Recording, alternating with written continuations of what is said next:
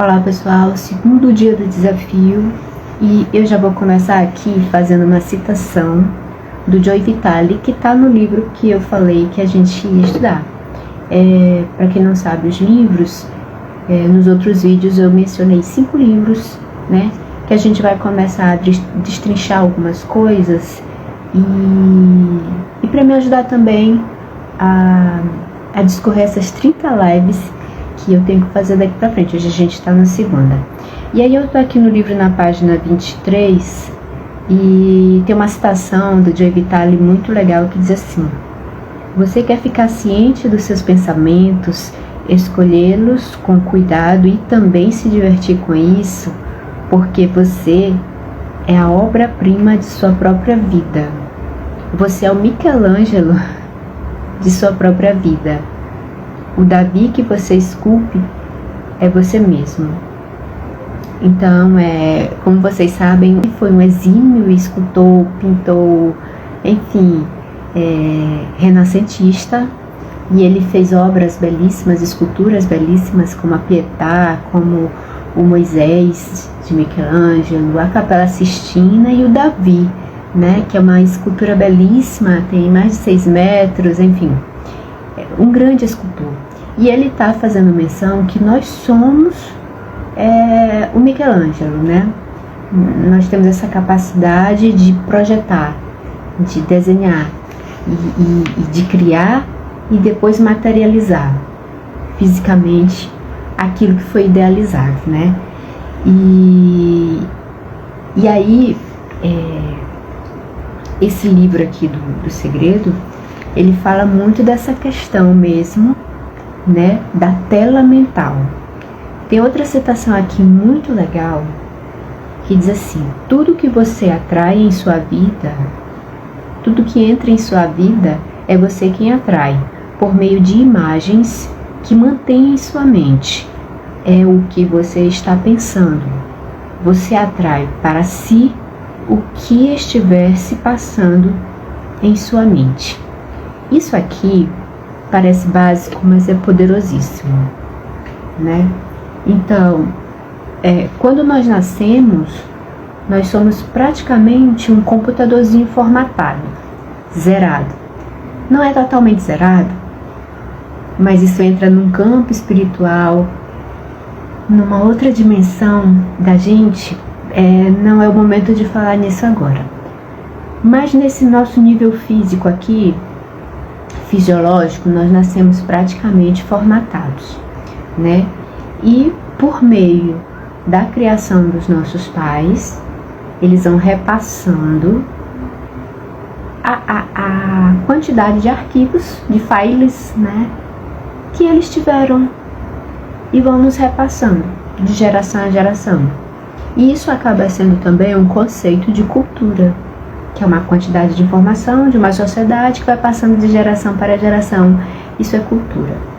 Então, e se essa cultura for positiva, ok. Mas se essa cultura for danosa e ela for passando de geração para geração, a gente tem aí uma cadeia muito grande de infelicidade muitas vezes, né? Principalmente quando dentro desse escopo cultural tem pensamentos, adoecimentos, enfim, traumas, A gente sabe como está a sociedade hoje, né? Caótica, adoecida, tenso, né? Hoje em dia ter uma pessoa sã. E aí, aqui ele fala que o que mantemos na mente nós vamos reproduzindo. Então, o que seria mais adequado para a gente, né? Manter na nossa mente boas imagens. Parece óbvio, mas o óbvio precisa ser dito. E o que seriam essas boas imagens eu trazendo para dentro da arquitetura, né? Olha só a importância, o impacto do cenário dentro dessa questão da criação, da cocriação que a gente tem, que a gente quer fazer. Então, se nós não temos boas imagens ao nosso redor, no nosso cenário, porque nós somos seres sensoriais. No nível muito básico do ser humano, nós somos seres sensoriais. E durante muito tempo na vida da gente, a gente não percebe que existem outras coisas além disso. Nós estamos tão imersos, né, numa bolha de boleto, de estudo, de concurso, de emprego, enfim, essas coisas muito primárias, e a maioria das pessoas vive numa dimensão de sobrevivência que elas não conseguem fugir, que no mundo atual os coaches chamam muito de corrida dos ratos, né? Não consegue sair dessa bolha, que não consegue estimular outros níveis de percepção, que nós compreendemos como percepção extrasensorial, extrasentidos. Nós estamos muito fixos ainda nesses 5 sentidos, né? Visão, olfato, paladar, né? Tato, né? E somos mergulhados e não conseguimos sair deles, juntamente com a carga dos nossos pensamentos, que estimulam glândulas, que geram hormônios, e que isso, sabe aquele círculo vicioso que faz com que a gente passe muito tempo dentro de situações que poderiam ser facilmente resolvidas, né? Então aqui ela fala da questão da tela mental. E a maioria das pessoas não tem boas imagens na mente, não tem boas imagens dentro de casa, não tem boas imagens na cidade em que está. Se vocês forem andarem por grande parte das cidades brasileiras, elas são muito caóticas, não só brasileiras. Tem cidades aí ao redor do mundo que são caóticas também, né? Frenéticas, agitadas, tensas, uma frequência irritante. Por falar em frequência, o livro também fala dessa questão de frequência, né? Eu vou aqui para a página que ela fala. Que foi uma das coisas que mais me chamou a atenção na época que eu li esse livro. Esse livro aqui, eu comprei ele, tá aqui, eu escrevi na capa. 19 de abril de 2011. 19 de abril de 2011. Depois eu conto essa história para vocês, né? Eu tava compreendendo nada da vida. Meu Deus, qual é o segredo da vida, da prosperidade, né?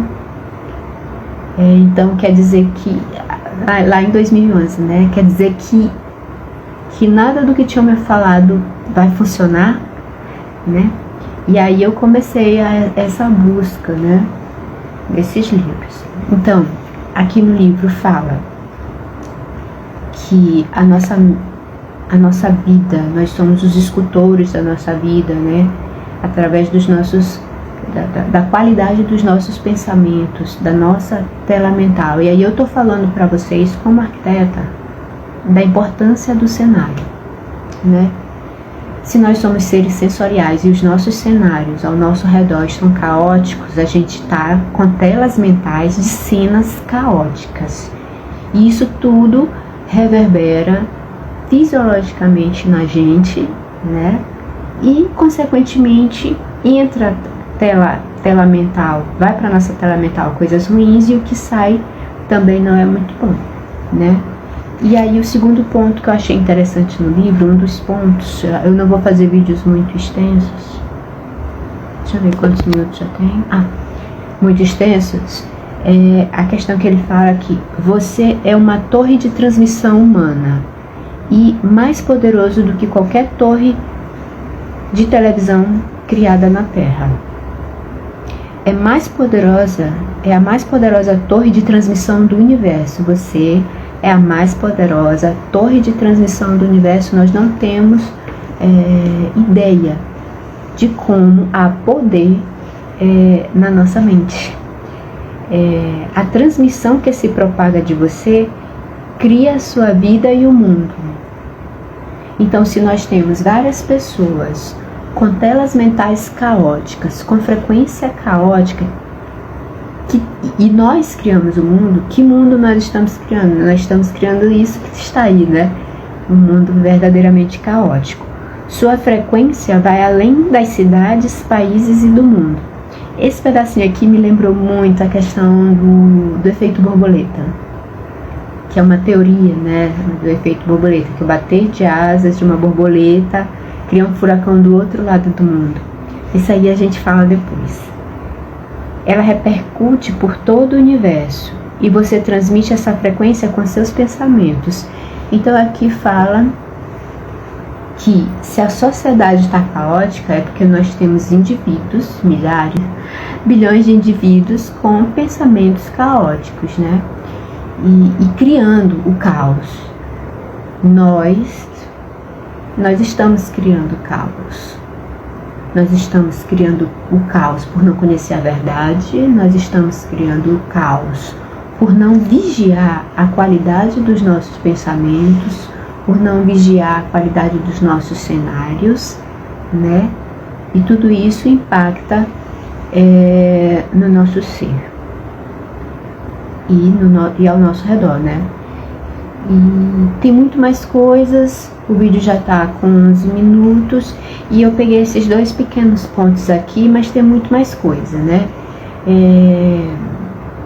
O que eu acho interessante desse assunto, desse tema, é que apesar de ele ter virado muito comercial, banalizou de maneira que muita gente não dá crédito, mas ele é interessante sim da gente falar.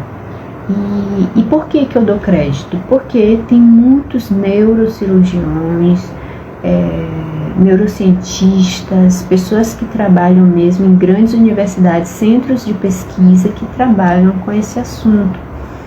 E eu posso afirmar para vocês que essas pessoas não colocariam a carreira deles em xeque se eles não tivessem certeza do que eles estão falando.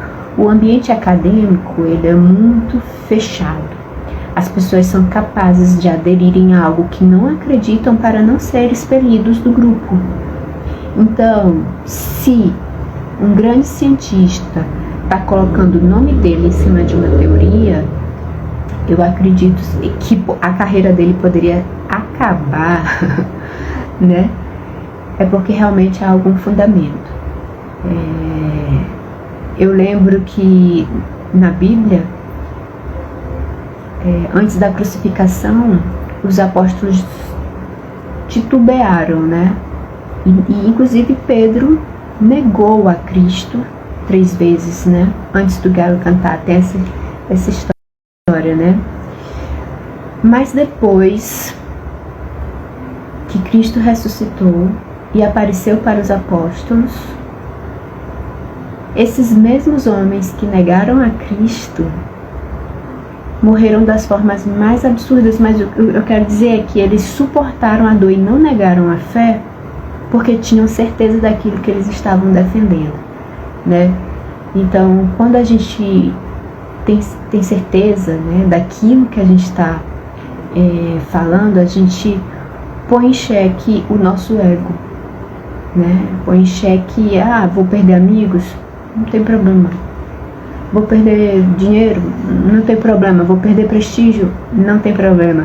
Mas o mais engraçado é que quando a verdade ou quando é algo que traz muito benefício para as pessoas, parece que há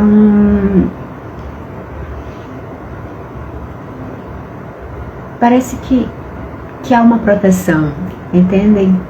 Pessoal, a gente continua amanhã, tá bom? Um beijo, boa noite para todos.